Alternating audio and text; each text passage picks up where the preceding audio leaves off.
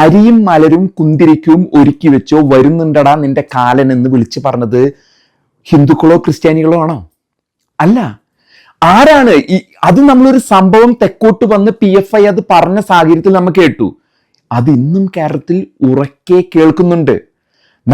അത് നമ്മുടെ മാധ്യമങ്ങളോ മറ്റോ നമ്മളെ കാണിക്കുന്നില്ല എന്നുള്ളൂ.